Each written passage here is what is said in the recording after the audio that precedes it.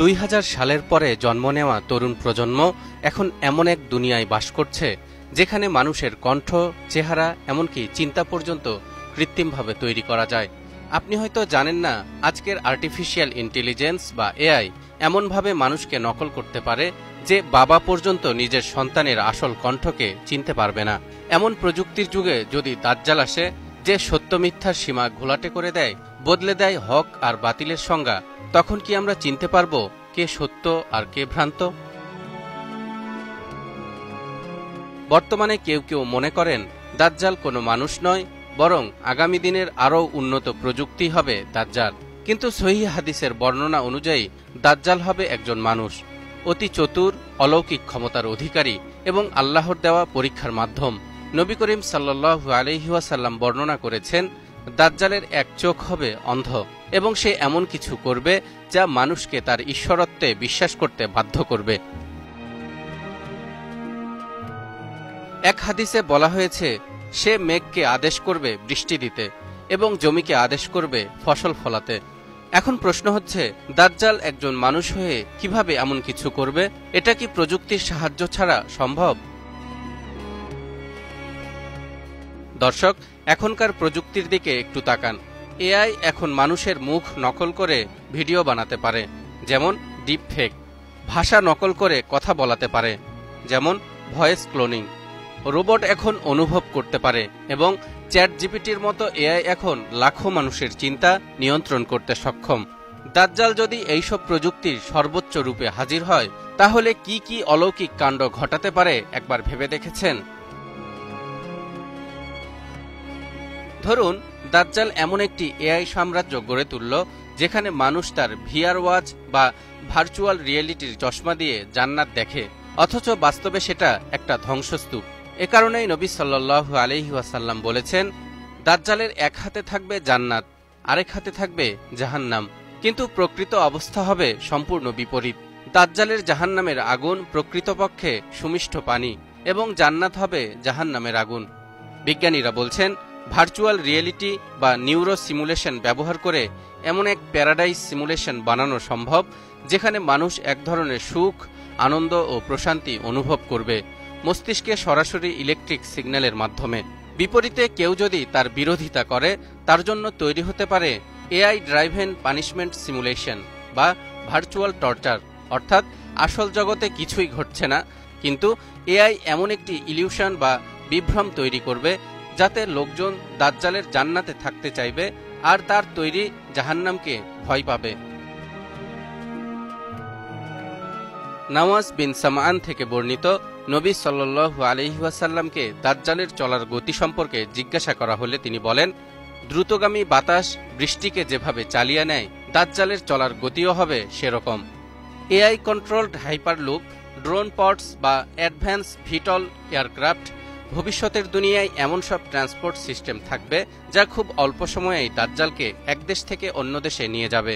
অথবা এআই যদি মানুষের হুবহু 3D হলোগ্রাম তৈরির প্রযুক্তি ব্যবহার করে, যাকে বলা হয় হলোগ্রাফিক টেলিপ্রেজেন্স, তাহলে দাজ্জাল একই সময়ে অনেক জায়গায় উপস্থিত হতে পারে, যদিও তার আসল দেহ সেখানে নেই। মানুষ ভাববে সে তো অলৌকিকভাবে সব জায়গায় হাজির, অথচ এটি প্রযুক্তির মাধ্যমে ভার্চুয়াল বা অগমেন্টেড প্রেজেন্স। হাদিসে এসেছে, দাজ্জাল মানুষের কাছে গিয়ে বলবে, আমি যদি তোমার মৃত পিতামাতাকে জীবিত করে দেখাই, তাহলে কি তুমি আমাকে প্রভু হিসেবে মানবে? সে বলবে, অবশ্যই মানব। এ সুযোগে শয়তান তার পিতামাতার আকৃতি ধরে বলবে, হে সন্তান, তুমি তার অনুসরণ করো, সে তোমার প্রতিপালক। গবেষকরা বলছেন, এআই, রোবোটিক্স, ক্লিনিং, ডিপফেক আর নিউরাল ম্যাপিংয়ের মাধ্যমে ভবিষ্যতে এমন মানব সদৃশ রোবট তৈরি করা সম্ভব যা নির্দিষ্ট মৃত ব্যক্তির মুখ, কণ্ঠ এবং স্মৃতি নকল করতে পারে। জিপিটির মতো মডেল দিয়ে সেই রোবট কথা বলবে যেমনটি ওই মৃত ব্যক্তি বলতো। ফলে উপস্থিত জনতা মনে করবে, আরে সে তো আসলেই জীবিত হয়ে উঠেছে। এটি মানুষের মনস্তত্ত্ব এবং প্রযুক্তির এক ভয়াবহ প্রতারণা, যা একে অলৌকিক মনে করাবে। হাদিসে আরও বর্ণিত হয়েছে, দাজ্জাল এমন ক্ষমতার অধিকারী হবে যে সে জড় ও জীবকে নিজের নির্দেশে নিয়ন্ত্রণ করতে পারবে। বর্তমানে আমরা দেখতে পাচ্ছি আইওটি বা ইন্টারনেট অব থিংস প্রযুক্তির মাধ্যমে আজকের জড়বস্তু যেমন দরজা, আলো, গাড়ি, এমনকি ফ্রিজ সবকিছুই এআই এর মাধ্যমে নিয়ন্ত্রিত হচ্ছে। অন্যদিকে গবেষণায় দেখা গেছে এআই এনহ্যান্সড অ্যানিম্যাল কন্ট্রোল প্রযুক্তির মাধ্যমে ব্রেইন চিপ বা আল্ট্রাসাউন্ড সিগন্যাল দিয়ে পশুর আচরণ নিয়ন্ত্রণ করা সম্ভব। কাজেই ভবিষ্যতে দাজ্জাল যদি পৃথিবীর একটি বিশাল এআই নেটওয়ার্ক নিয়ন্ত্রণ করে, তবে সে জড় ও জীব উভয়কেই নিজের কথা মতো চলতে বাধ্য করতে পারবে। এক কথায় দাজ্জাল আর্টিফিশিয়াল ইন্টেলিজেন্সের এমন একটি অ্যালগোরিদম বানাতে পারে যা মানুষের ঈমান, চিন্তা এবং অনুভূতির উপর ব্যাপক প্রভাব ফেলবে। সূরা নিসার ১২০ নম্বর আয়াতে ইরশাদ হচ্ছে, ইয়াইদুহুম ওয়া ইউমান্নিহিম ওয়া মা ইয়াইদুহুমুশ শাইতানু ইল্লা গুরুরা। সে তাদেরকে আশ্বাস দেয়, মিথ্যা প্রলোভন দেয়। বস্তুত শয়তান তাদেরকে যে আশ্বাস দেয় তা প্রতারণা ছাড়া আর কিছুই নয়।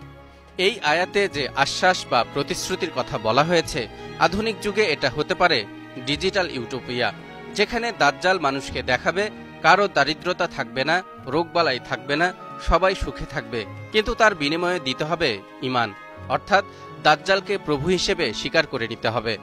এই ধরনের প্রতিশ্রুতি আজকের সোশ্যাল মিডিয়া অ্যালগোরিদমও দিয়ে থাকে। মানুষ বুঁদ হয়ে পড়ে থাকে স্ক্রিনে। ডিজিটাল দুনিয়ার সব মিথ্যা প্রতিশ্রুতি ও অলীক কল্পনাতে বিভোর হয়ে মানুষ আর বাস্তবতার আলোকে ভাবতে শেখে না। বিশ্বাসের জায়গায় তখন শুধুই ভর করে ডেটা ও ট্রেন্ড। কিয়ামতের আগে দাজ্জালের ফিতনাকেই সবচেয়ে ভয়াবহ ফিতনা হিসেবে উল্লেখ করেছেন রাসূলুল্লাহ সাল্লাল্লাহু আলাইহি ওয়াসাল্লাম। তিনি বলেছেন, তোমাদের ক্ষেত্রে দাজ্জাল ছাড়া অন্য কিছুতে এত বেশি ভয় আমাকে দেখানো হয়নি। কাজেই দাজ্জালের ফিতনা থেকে বাঁচতে হলে রাসূলুল্লাহ সাল্লাল্লাহু আলাইহি ওয়াসাল্লামের নির্দেশিত আমল করতে হবে। যেমন হযরত আবু দারদা রাদিয়াল্লাহু তাআলা আনহু থেকে বর্ণিত, রাসূলুল্লাহ সাল্লাল্লাহু আলাইহি ওয়াসাল্লাম ইরশাদ করেন, মান হাফিযা 10 আয়াতিন মিন আউয়ালি সূরাতিল কাহফি হুসিমা মিনাদ দাজ্জাল। যে ব্যক্তি সূরা কাহফের প্রথম 10 আয়াত মুখস্থ করবে, সে দাজ্জালের ফিতনা থেকে রক্ষা পাবে। দাজ্জালের ফিতনা থেকে বাঁচতে হলে আবু হুরায়রা রাদিয়াল্লাহু তাআলা আনহু থেকে বর্ণিত একটি হাদিসে আরেকটি দোয়ার কথাও বলা হয়েছে। দোয়াটি হলো, আল্লাহুম্মা ইন্নী আউযু বিকা মিন আযাবিল কবরি ওয়া মিন আযাবিন নারি ওয়া মিন ফিতনাতিল মাহইয়া ওয়াল মামাতি ওয়া মিন ফিতনাতিল মাসীহিদ দাজ্জাল। হে আল্লাহ, আমি আপনার কাছে কবরের শাস্তি, জাহান্নামের শাস্তি, জীবন ও মৃত্যুর ফিতনা ও দাজ্জালের ফিতনা থেকে আশ্রয় চাই। প্রিয় দর্শক, প্রযুক্তি কোনো পাপ নয়, কিন্তু যখন সেটা দাজ্জালের মতো কোনো প্রতারকের হাতে পড়ে, তখন সেটা হয়ে ওঠে ঈমান ধ্বংসের অস্ত্র। আমাদের দায়িত্ব প্রযুক্তিকে চিনে তার ফাঁদে না পড়ে সত্যের পথে দৃঢ় থাকা। মহান আল্লাহ আমাদেরকে দাজ্জালের সেই ভয়ানক ফিতনা থেকে হেফাজত করুন, আমিন। তালহা ইবনে রেজা, নিউজ 24।